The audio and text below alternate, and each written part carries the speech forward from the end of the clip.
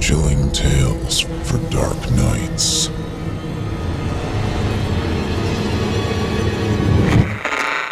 Want to make sure you never miss a Chilling Tales for Dark Nights video again? Be sure to subscribe and hit that bell to turn on notifications. It's time to turn off the lights and turn on the dark. Chilling tales for dark nights.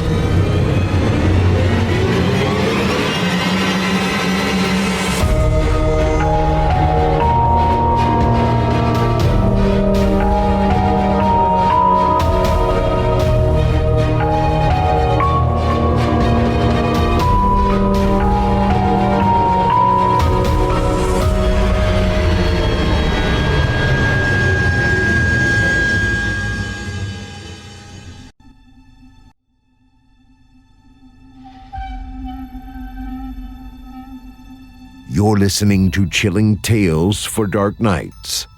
On tonight's edition, we invite you to leave behind your safe reality and descend with us into the frightening depths of the most terrifying imaginations with audio adaptations of frightening fiction about ghastly games and decomposed detours.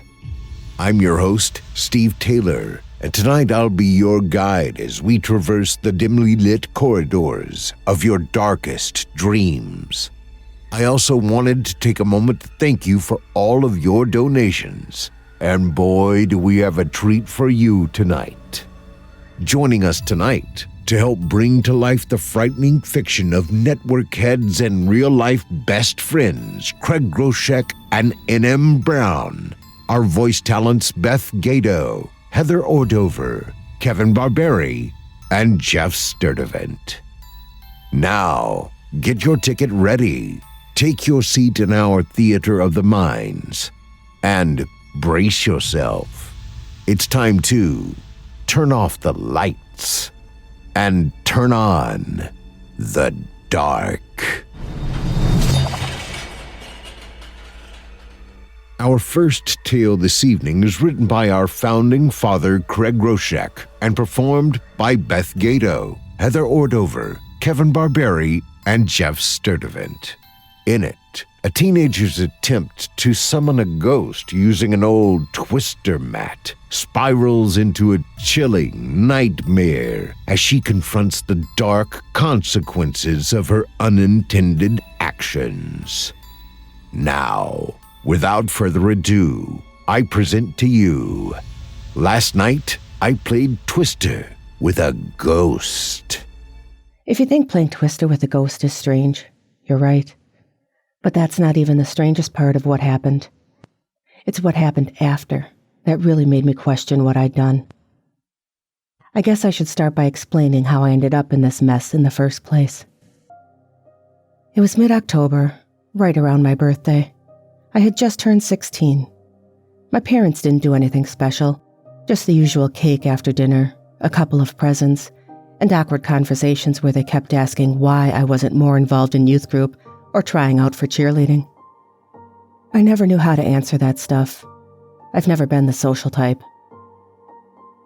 So, I just asked for one thing that might make me feel less alone. I wanted a Ouija board. A simple, cheap one, like you could pick up at the corner store or order online for less than $20. I'd read about them on forums and thought it might be interesting to see if I could get a ghost to talk back, especially since I'd been diving into anything occult-related lately. Spells, rituals, stories about ghosts, I devoured them all. My parents, though, they flipped out. Absolutely not. My mom had shouted, as if I'd asked for a tattoo of the devil on my forehead instead of a silly game board. We don't bring that kind of evil into this house. Dad backed her up, crossing his arms and looking all stern and serious. We raised you better than that, Helen. I don't know where you got the idea, but that thing is nothing but a gateway for demons. I remember standing there in the middle of the living room, clutching my birthday card, wishing the floor would swallow me up. I tried to explain that it was just for fun, that I didn't believe in any of it, but they wouldn't hear it. By the end of the conversation, my request had somehow become a major family crisis. They dragged me to church for a special sermon that weekend and made me say a rosary with them every night for a week. Happy birthday to me. But they couldn't stop me from thinking about it. Couldn't stop me from wondering. What if I didn't need a Ouija board? What if I could use something else? I'd read about people using all kinds of weird items for spirit communication. Mirrors, keys, even letters. And then, on this tiny, obscure forum I'd stumbled across, someone had posted about using a twister mat for summoning. I don't know if they were serious or joking, but the idea had wormed its way into my brain, and the more I thought about it, the more I couldn't let it go. A twister mat. Why not?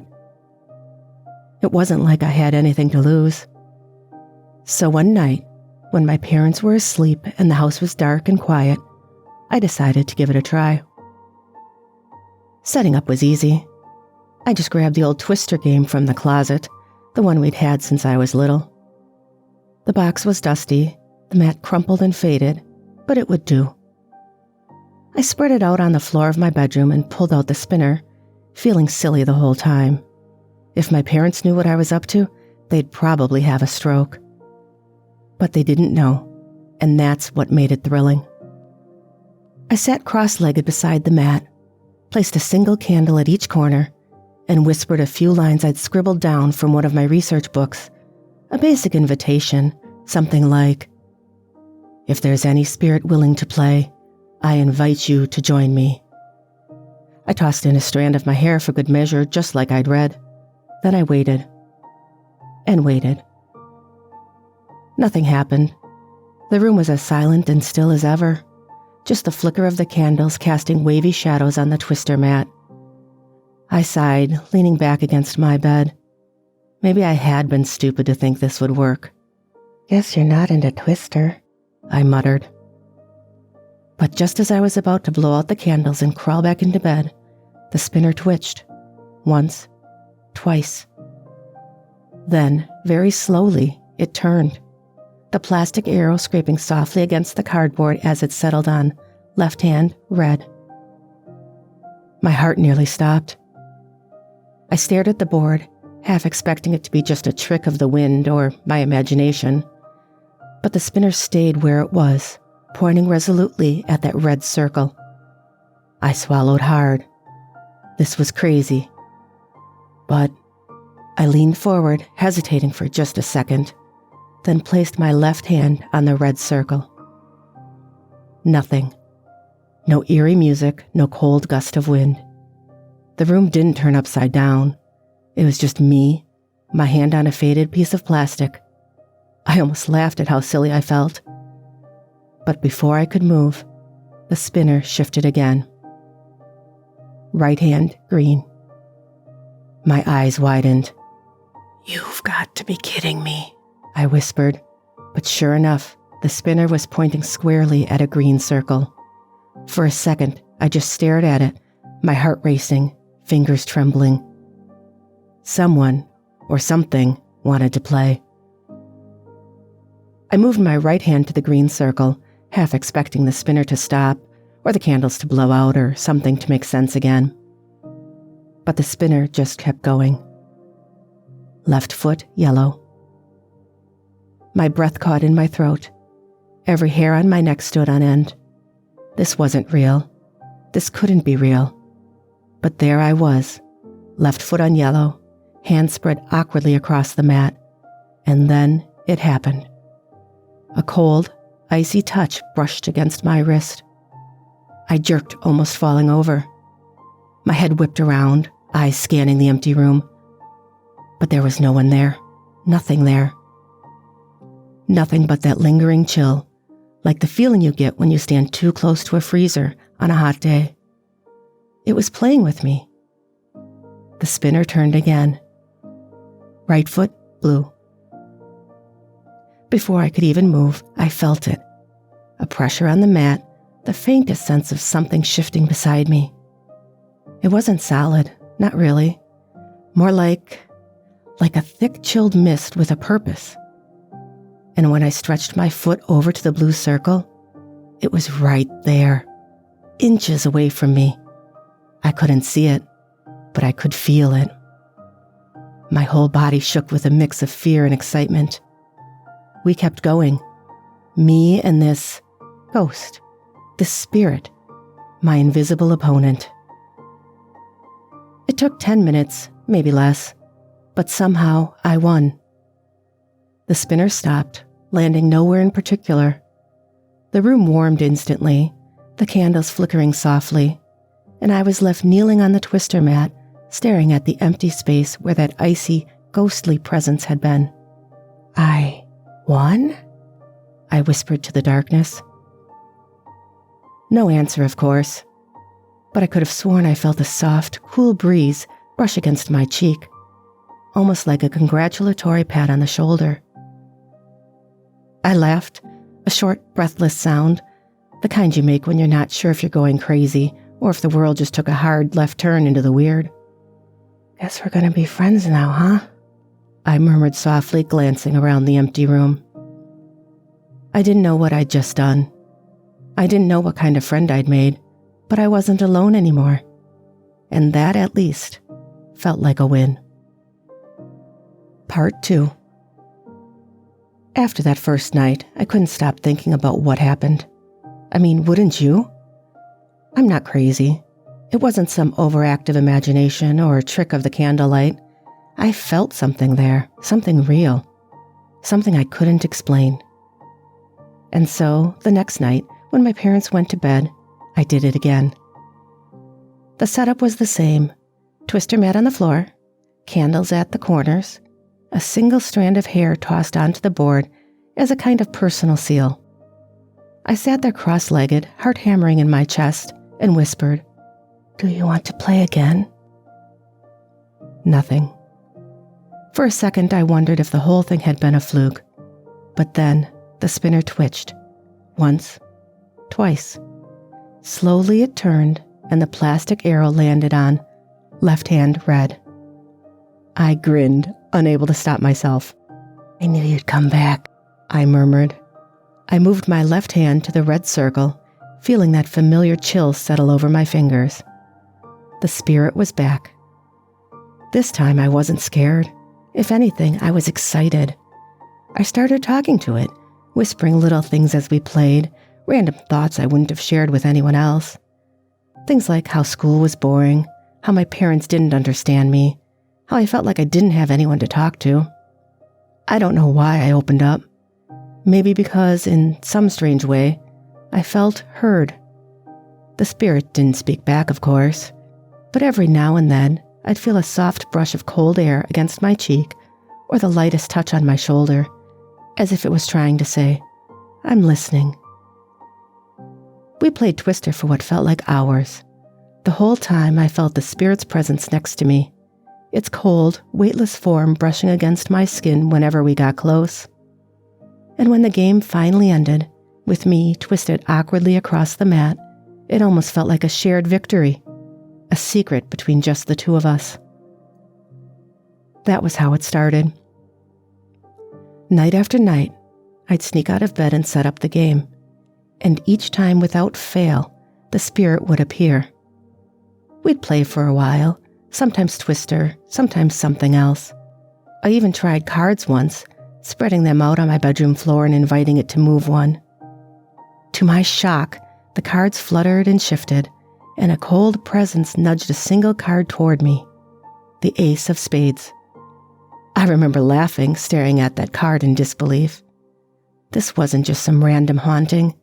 The spirit could think. It understood what it was doing. It wasn't until about a week later that I realized I'd started thinking of the spirit as my friend. I know how that sounds, but you have to understand. I didn't have anyone else. I'd never really fit in at school. The girls in my class were always whispering and giggling about boys and fashion, while I preferred reading books or daydreaming in the library. And at home, I was either invisible or a disappointment, depending on what kind of mood my parents were in. But this spirit, it didn't judge me. It didn't make me feel stupid or boring or weird. It was there, and that was enough. At first, I didn't tell my parents. What could I say?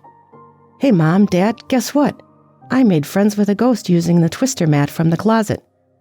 Yeah, that would have gone over well. But it was more than that. I didn't want to share my ghost.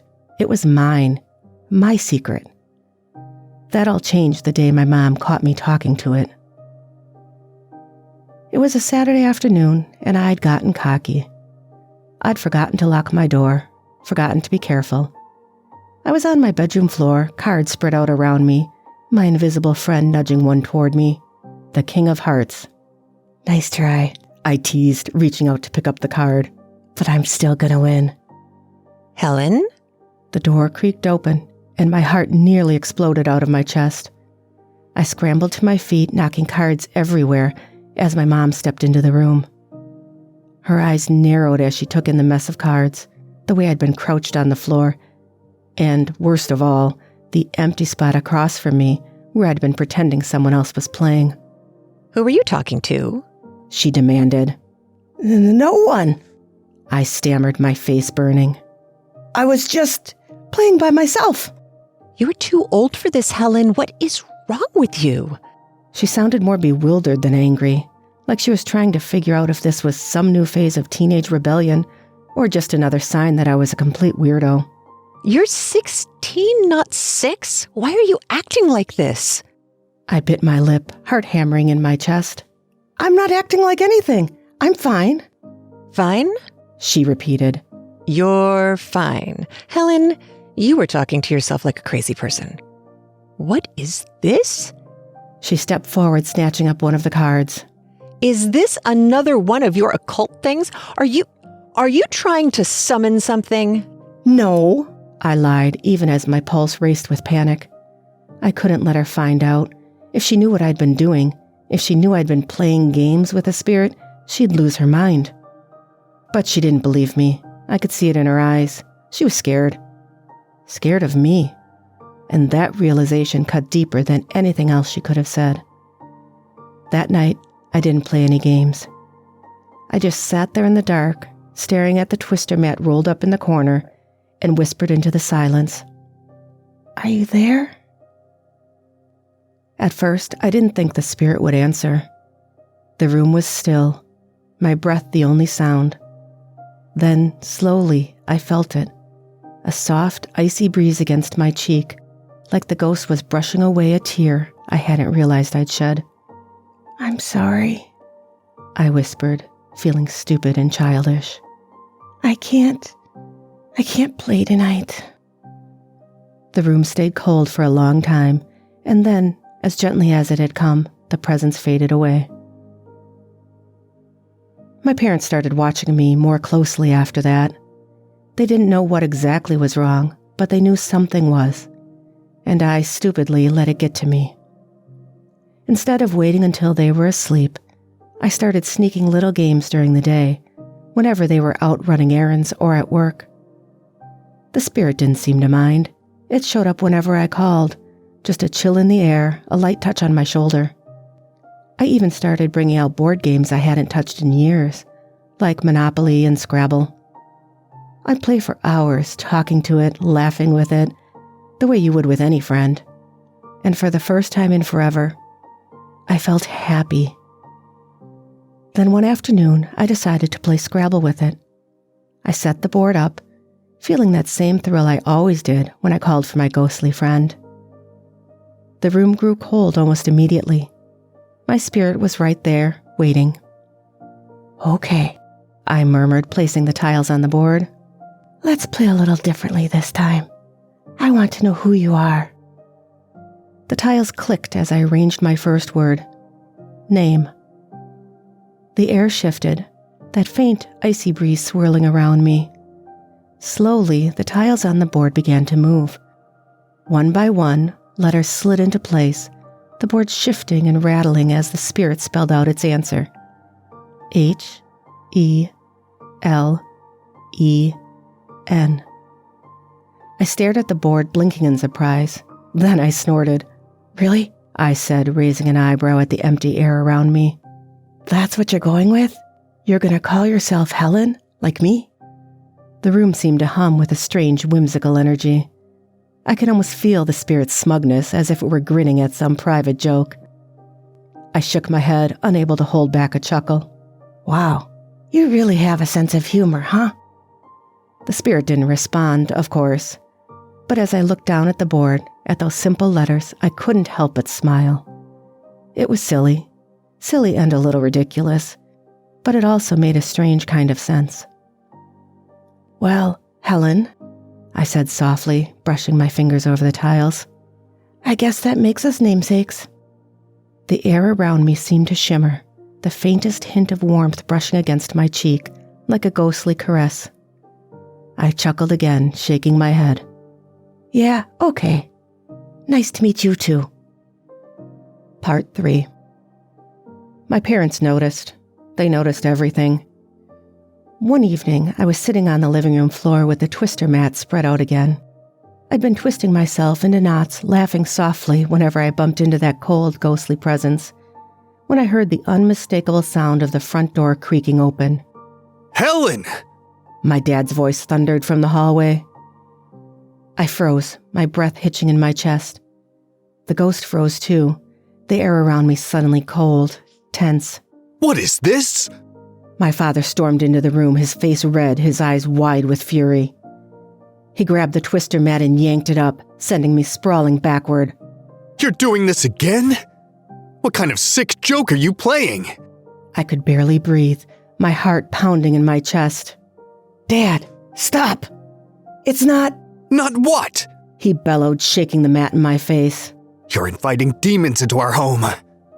You want to damn yourself to hell, is that it? It's not a demon, I shouted, tears stinging my eyes. It's not what you think. I'm not... But he wouldn't listen. He turned on me, his face twisted with fear and anger. I don't care what you think it is, Helen. This thing you're playing with isn't some innocent game. You're playing with fire, and you're gonna burn us all. I'm not! I screamed, fists clenched, shaking with rage. It's not dangerous. It's not hurting anyone. It's my friend. Friend?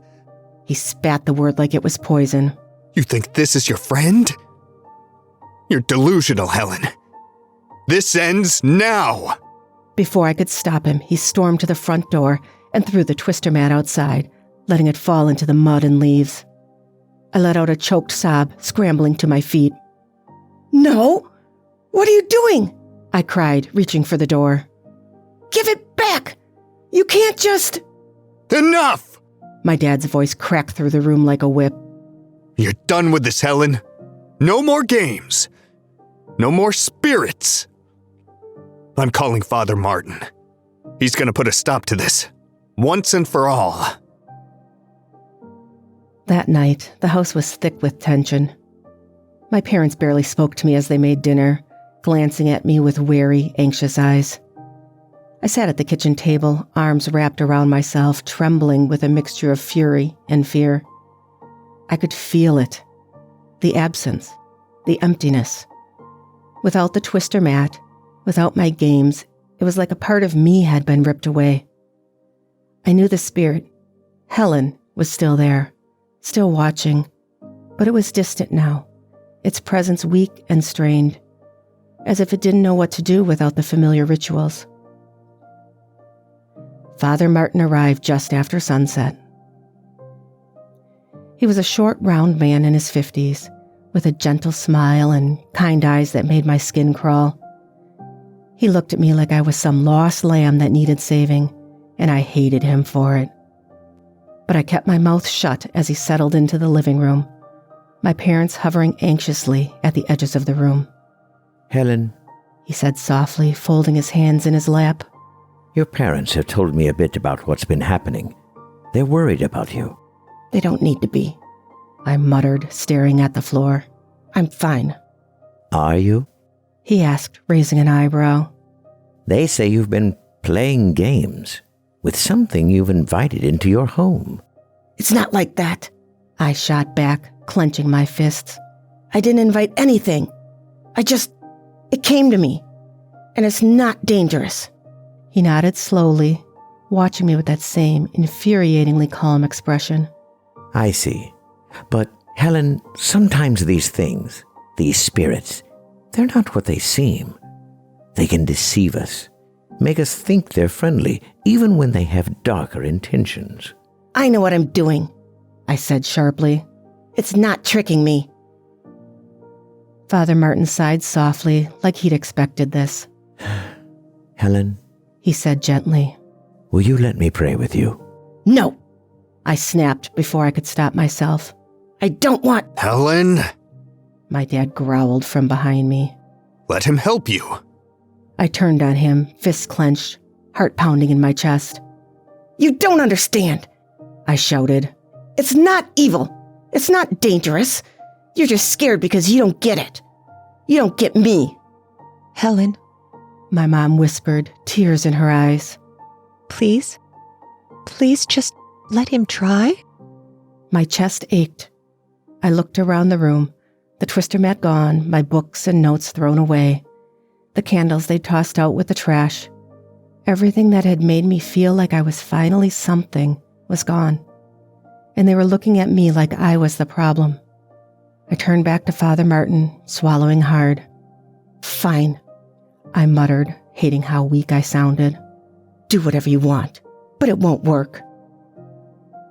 Father Martin knelt in the middle of the living room, clutching his rosary, and began to pray. At first it was just words, a soft murmur of Latin, the sound filling the room like a quiet chant. My parents bowed their heads, their lips moving silently in unison. I just stood there, glaring at them, arms crossed, resisting the urge to bolt. But then the air began to change. It started as a faint chill creeping in around the edges of the room. My breath hitched, heart stuttering. I knew that feeling. I'd felt it 100 times before. The spirit was here. Father Martin didn't stop. His voice grew louder, more insistent, the words blending together into a rhythmic chant. And the air grew colder, thicker, a pressure building in my chest that made it hard to breathe. I stumbled back a step, panic rising in my throat. Stop it! I gasped, clutching at my chest. You're hurting it! Father Martin didn't even look up. He just kept praying louder and louder, the rosary beads clinking softly in his hands. My mom was crying softly, my dad's face pale and drawn, both of them watching in horrified silence. And then the room exploded. The air tore open with a sound like breaking glass, a gust of icy wind whipping through the living room, knocking over furniture and sending papers flying. My mom screamed, clutching her rosary, and my dad staggered back, his eyes wide. And there it was.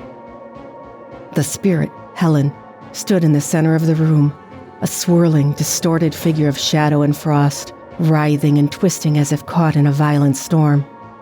I could barely make out its shape, vaguely human, but stretched, warped like something trapped between two worlds. No! I screamed, lurching forward. Stop! You're hurting her! But Father Martin didn't stop. He raised his voice, his prayer turning into a shout, his words sharp and biting. The spirit convulsed, its form flickering and shaking, and let out a sound, a high, keening wail that sent shivers down my spine. Helen! I cried, tears streaming down my face. I reached out, my fingers brushing against that icy, incorporeal form, and then jerked back as pain shot through me, like grabbing a live wire. The spirit twisted, shrieking, and then lunged. There was a blur of motion, a flash of white, and Father Martin was thrown backward, crashing into the wall with a sickening thud. His head snapped back, eyes wide with shock, and then he went limp, his body crumpling to the floor in a heap. Silence. The room was deathly still, the air heavy with the scent of ozone and something bitter, metallic. My parents were frozen, staring at the body of the priest, their faces white with horror. And then, slowly, the spirit turned toward me. I couldn't move. I could only stare as it hovered there, its form shifting and trembling, its eyes, black, hollow, fixed on mine. For a heartbeat, it seemed almost sad, like it hadn't meant to do this, like it was sorry. And then, in a blink, it was gone. The room was empty. Part 4. For what felt like an eternity, no one moved. My mom stood rooted in place, one hand clasped to her mouth, staring at the lifeless form of Father Martin slumped against the wall. My dad was frozen beside her, his face a mask of shock and disbelief. "Dad?" I whispered, my voice small and broken. He didn't answer. He didn't even look at me. "Mom?" I tried again, my gaze shifting to her. I didn't mean..." Get away from him! My dad growled, his voice a raw, animalistic snarl. He lunged forward, shoving me back with such force that I stumbled, hitting the coffee table and nearly falling over. "Dad, stop!" I cried, holding up my hands in surrender. "It wasn't. It didn't want to hurt him.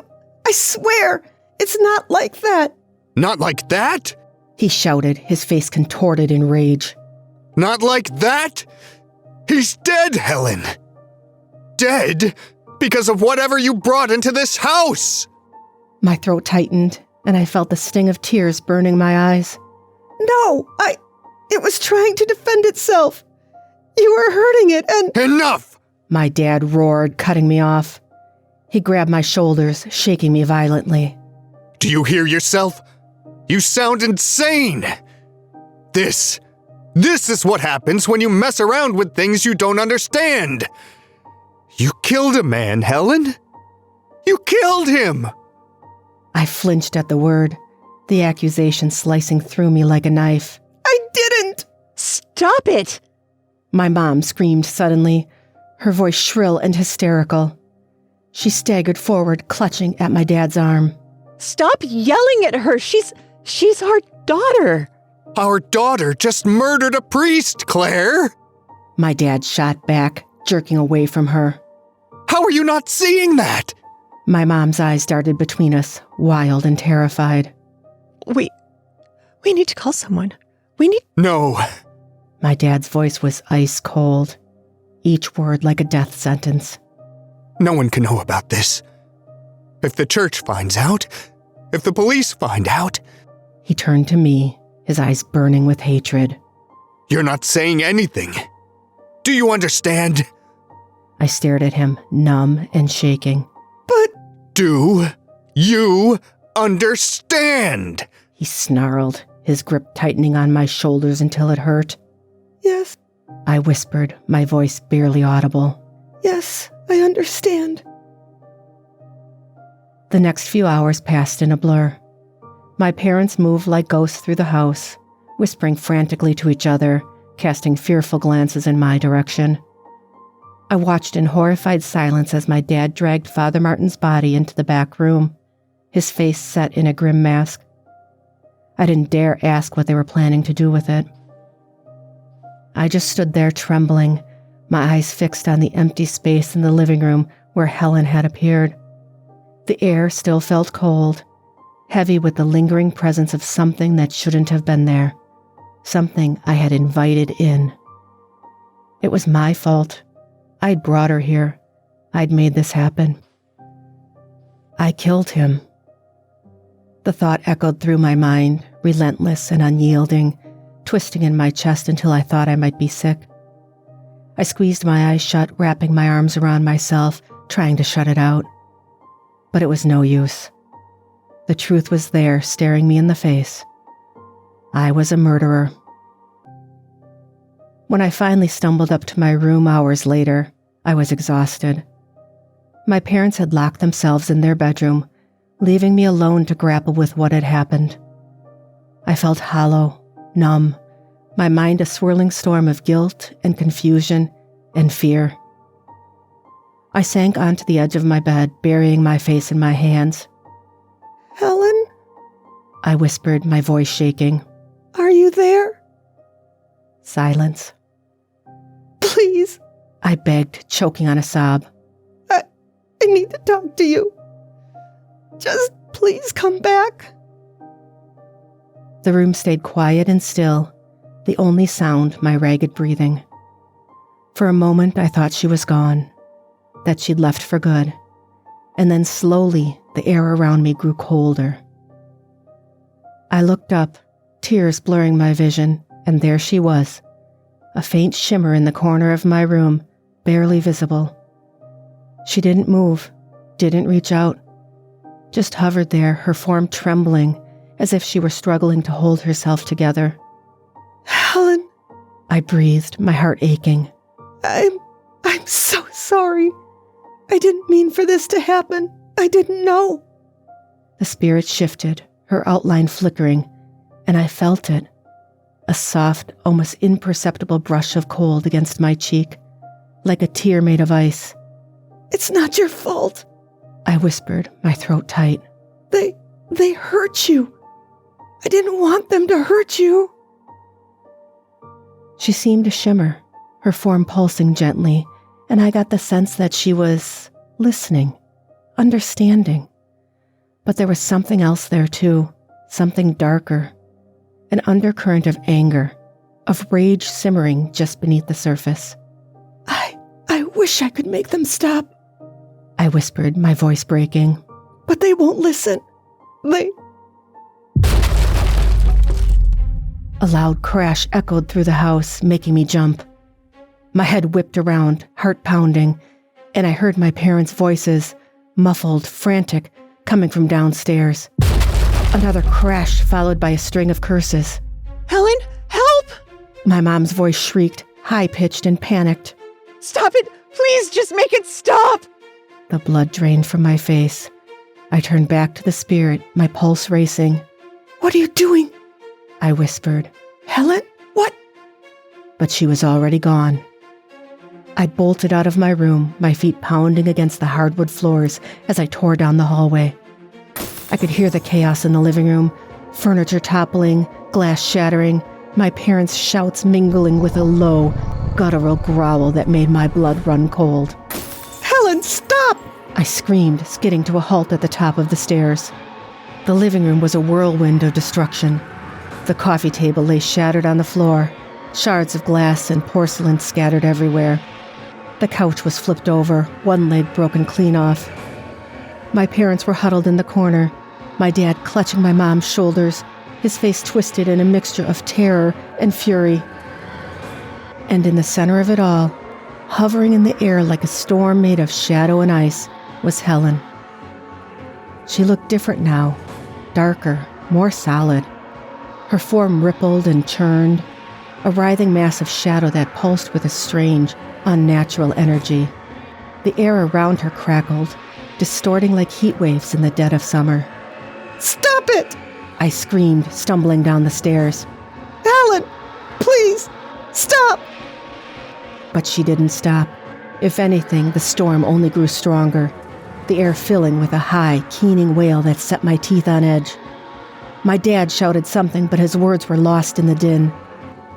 I could only watch, helpless, as the spirit turned toward them, her eyes, black and empty, locking onto my mom's terrified face. "Don't hurt them!" I cried, throwing myself between them.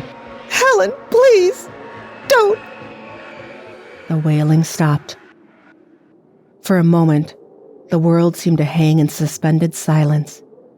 Helen hovered there, her dark form trembling, as if torn between two forces, one that wanted to lash out, to destroy, and one that listened. And then, with a shuddering, almost painful jerk, she vanished. The silence that followed was deafening. I stood there, chest heaving, my whole body trembling. My parents were staring at me, wide-eyed and shaking, my mom's hands pressed to her mouth. What? What was that? My dad croaked, his voice barely audible. I swallowed hard, blinking back tears. I don't know, I whispered. I I don't know what she is. My mom let out a choked sob, her shoulders shaking. My dad just stared at me, his expression unreadable. Helen? He whispered, and for the first time I saw it. The fear in his eyes, raw and desperate. What have you done? I couldn't answer. I didn't know how. All I knew was that I'd unleashed something I didn't understand, something I couldn't control. Part 5. We didn't speak about what happened that night, not really. My parents didn't call the police. They didn't even tell Father Martin's congregation he'd been to our house.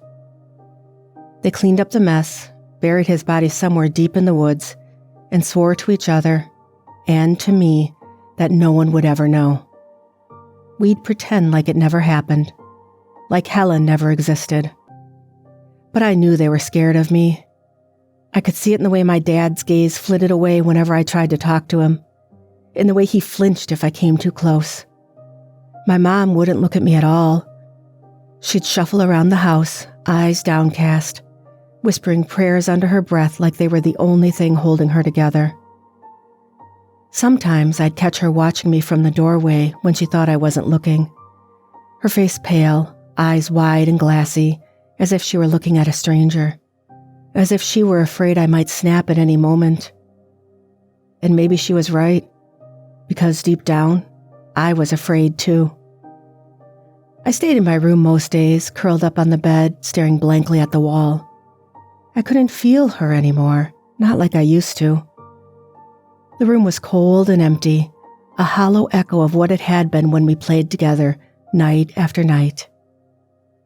I called out to her sometimes, desperate, pleading, but she never answered.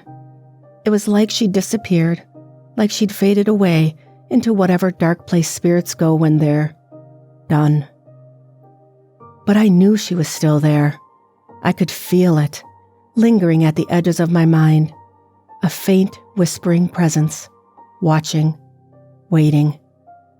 And then one night, everything changed.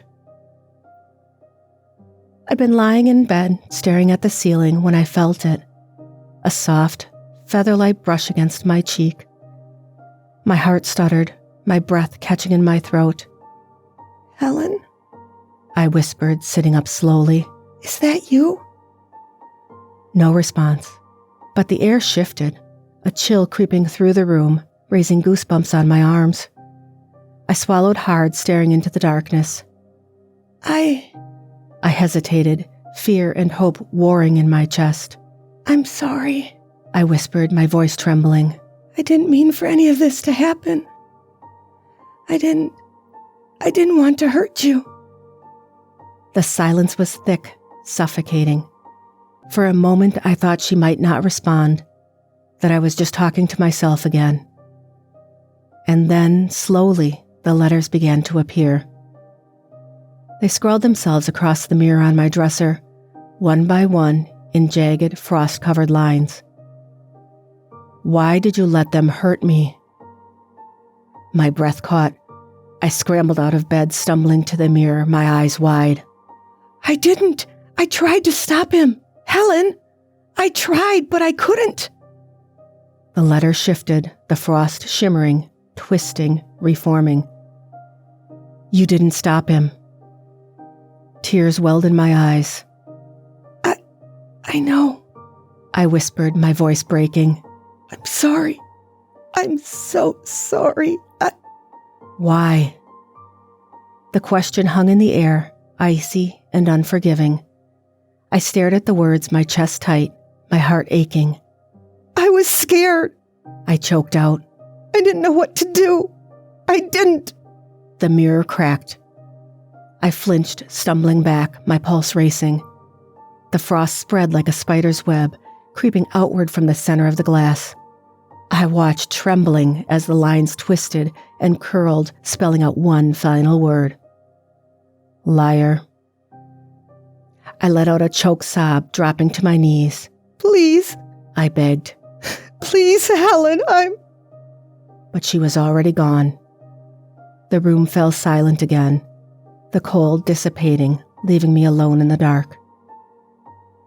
After that night, the hauntings changed. They weren't friendly anymore. They weren't playful like the games we used to play. There were no more touches, no more gentle breezes. Instead, there were whispers, faint, hissing voices that echoed through the house at night, filling the silence with a low, menacing hum. Doors would slam shut behind me when I walked through the hallways. Lights would flicker, then snap off, plunging me into darkness. Objects would go missing, books, clothes, even pieces of furniture, and reappear in strange places, stacked precariously in the middle of rooms, arranged in bizarre, spiraling patterns. And then there were the scratches. They started small, tiny, shallow marks carved into the walls, the floors, the furniture. At first, I thought it was just my imagination. But they got worse. They got deeper, longer. Soon they were everywhere. Dozens, hundreds of jagged lines gouged into the wood and plaster, crisscrossing every surface of the house. One morning, I woke up to find them on my arms.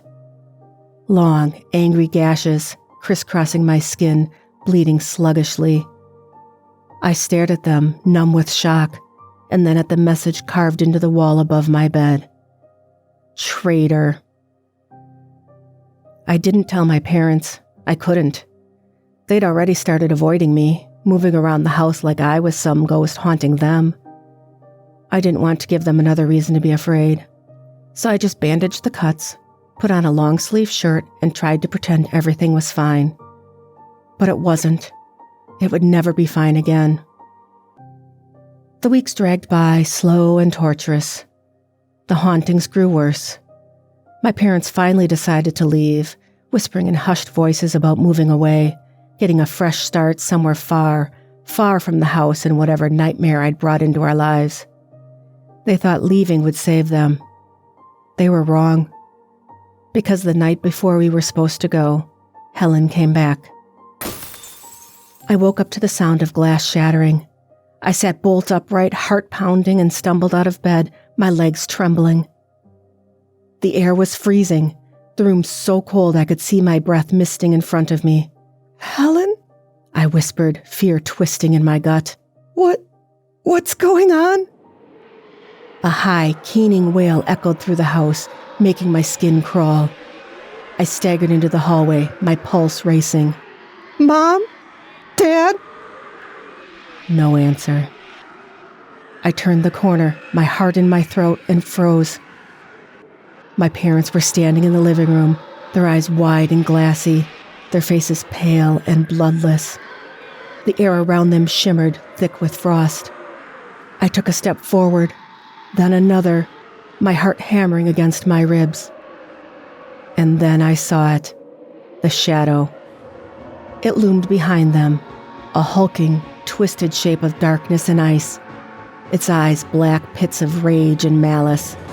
I sucked in a breath, stumbling back. "Helen, no!"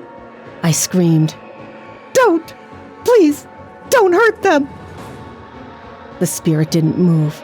It just hovered there, its gaze fixed on me, unblinking, unforgiving. "Please!" I begged, tears streaming down my face. "I'm sorry. I'm so sorry.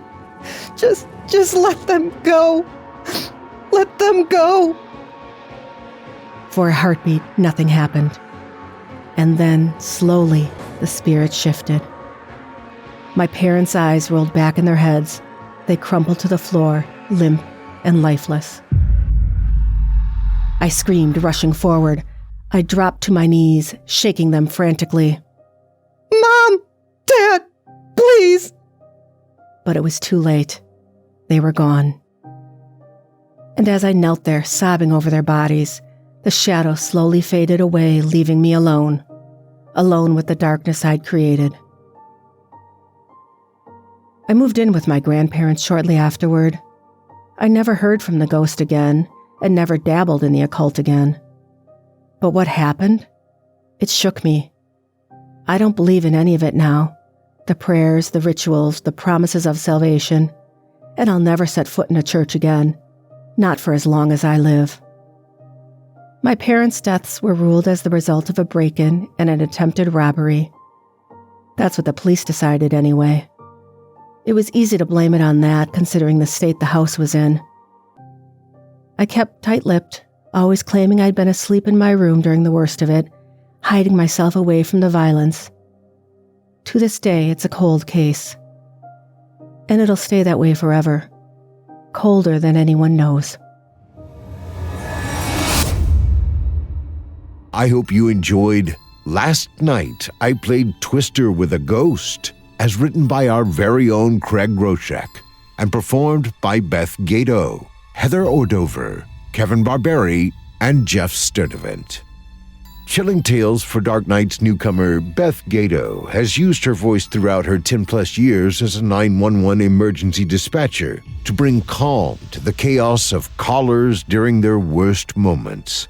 She is professionally trained through such a voice and is thrilled to be using her talents to bring authors' amazing stories to life. Our second tale of the evening is written by N.M. Brown and is performed by Geoff Sturtevant.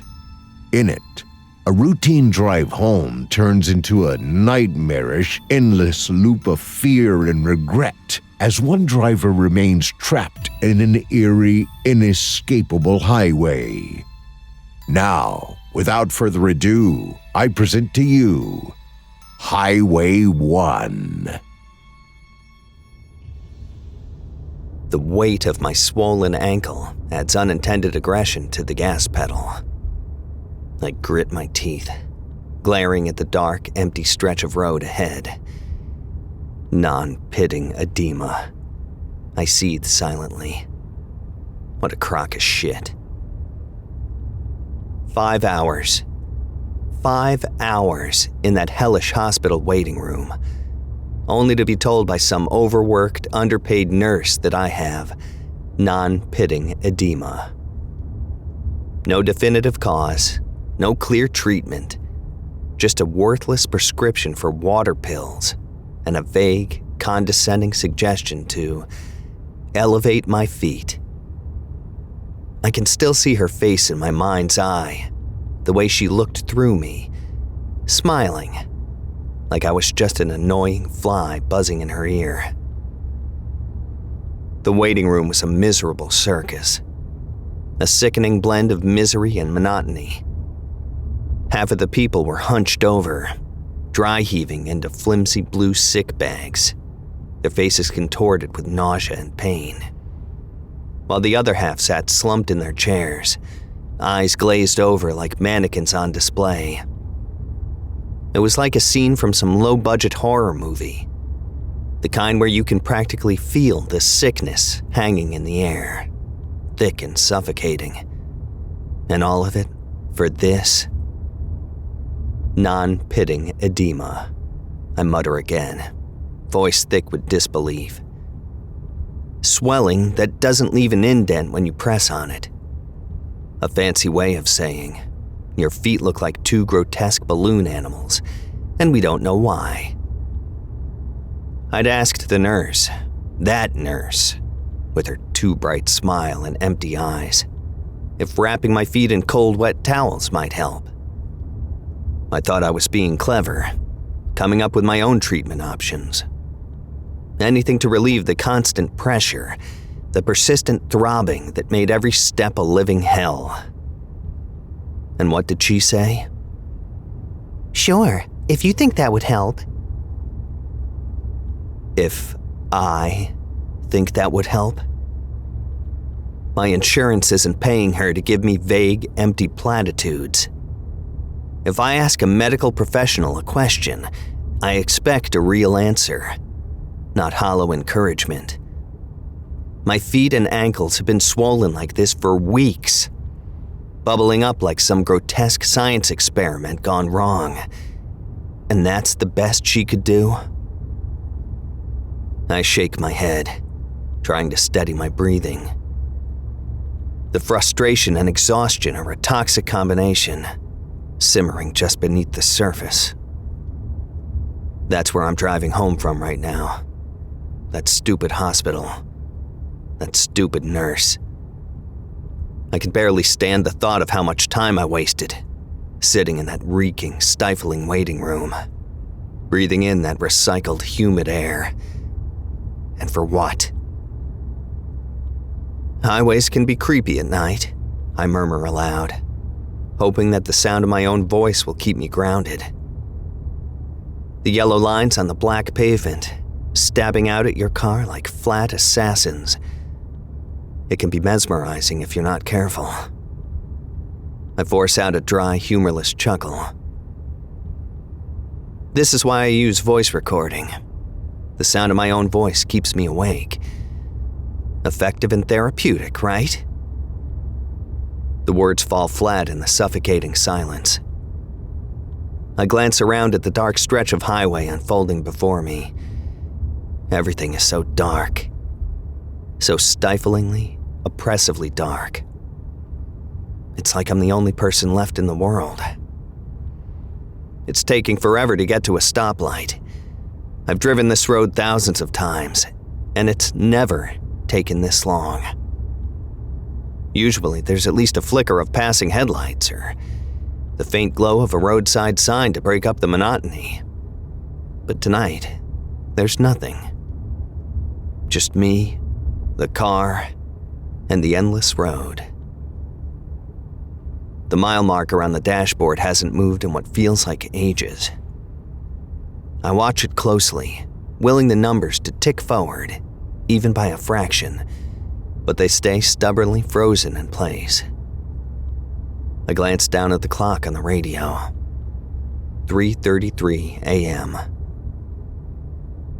I frown, confusion prickling at the edges of my tired mind.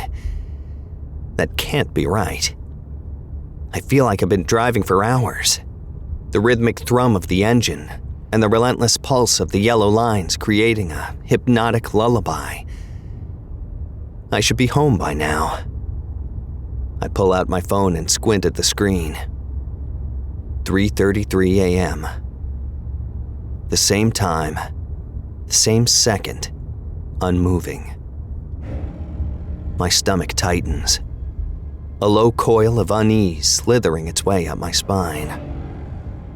I swipe up, glancing at the signal bars in the corner of the screen. No service.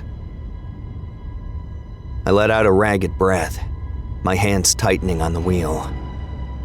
I check the mile marker again. Still stuck. I flip the phone back over, forcing myself to count. 1, 2, 3, 4, 60. I glance at the screen again. 3:33 a.m. The chill crawls down my spine, settling like ice in the pit of my stomach. That's not possible, right? I murmur, my voice wavering. I counted. I counted correctly. 60 seconds. I added Mississippi's and everything. My gaze darts to the gas gauge, and dread twists in my gut. It hasn't moved either. The car is on a treadmill. I'm driving in place. The realization hits me like a bucket of cold water, and I grip the wheel tighter, my knuckles aching from the strain. There's no point in checking the GPS or calling for help. Not when my phone is stuck in some kind of frozen limbo. But what else can I do? I can't just stop. If I stop, then what? I'll just sit here, alone on an empty road that stretches out into nothingness. I glance out the window, straining to see something, anything, that might indicate where I am. But it's as if the world has disappeared. There's no horizon, no trees, no landmarks, just an endless expanse of black. The highway stretching out before me like a dark, eternal escalator. The yellow lines are the only anchors in a void of shifting shadows, endlessly repeating, I shake my head violently, blinking hard. "Okay," I whisper, breath hitching. "Okay. Calm down. There's a logical explanation for this. Maybe the car's malfunctioning. Maybe."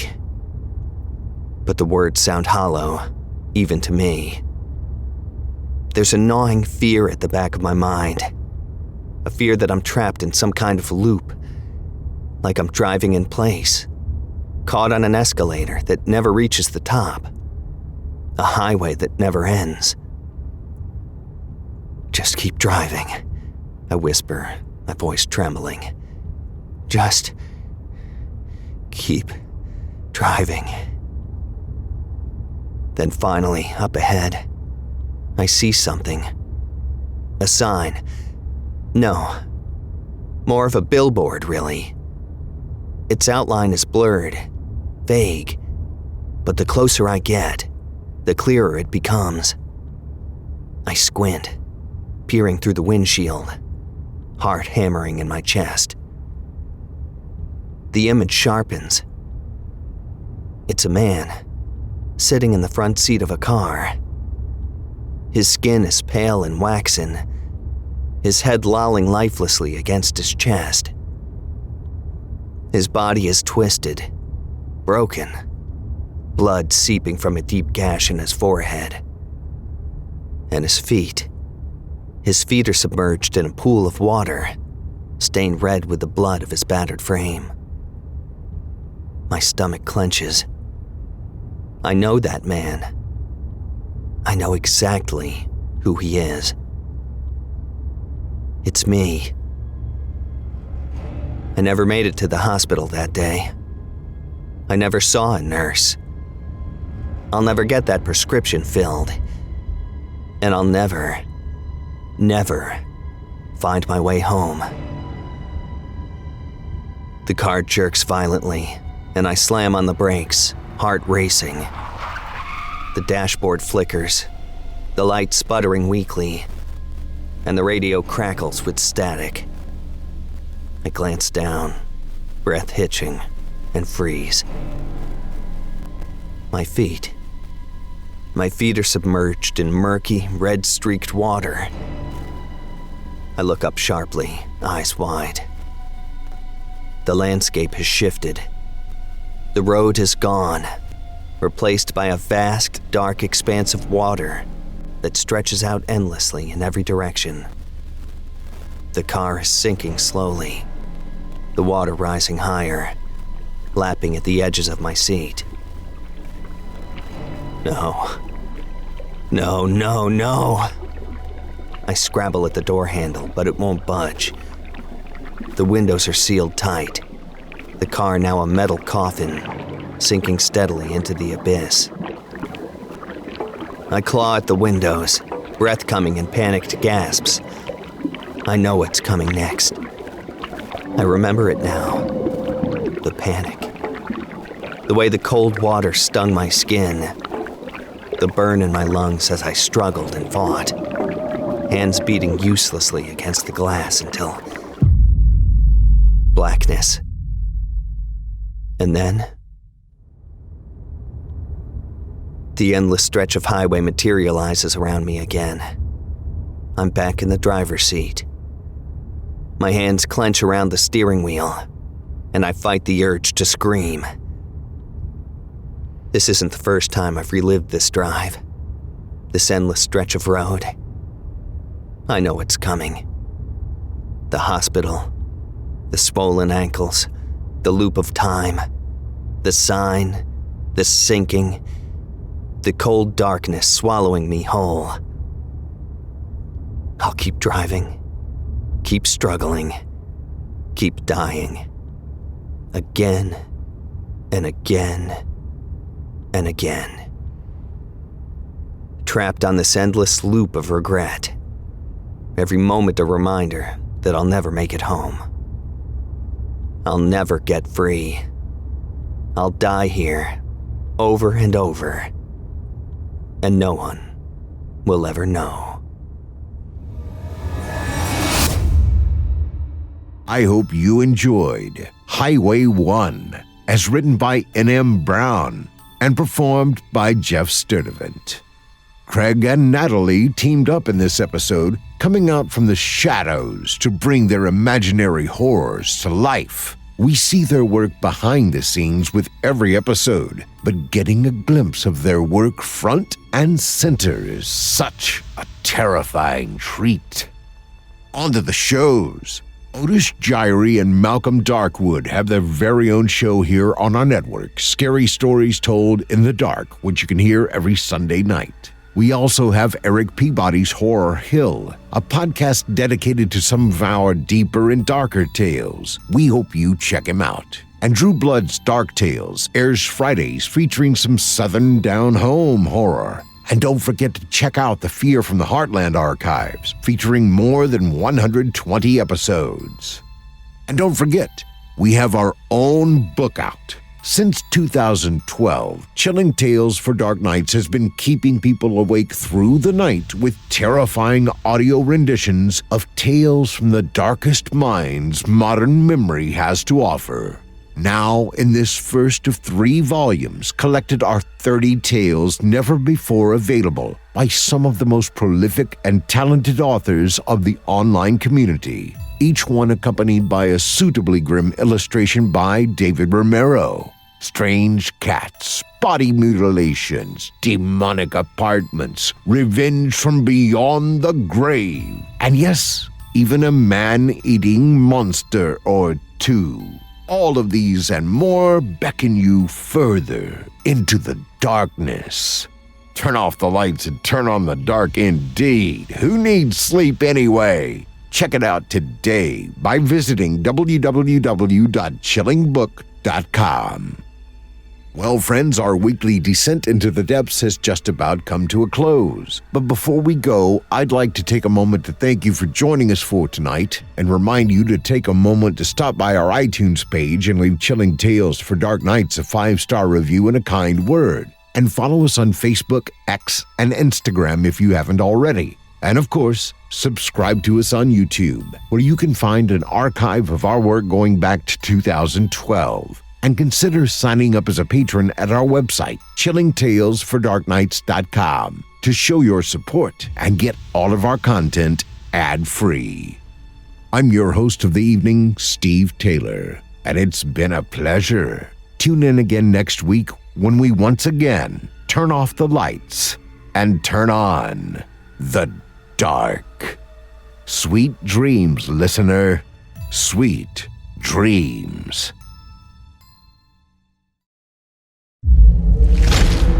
Chilling Tales for Dark Nights.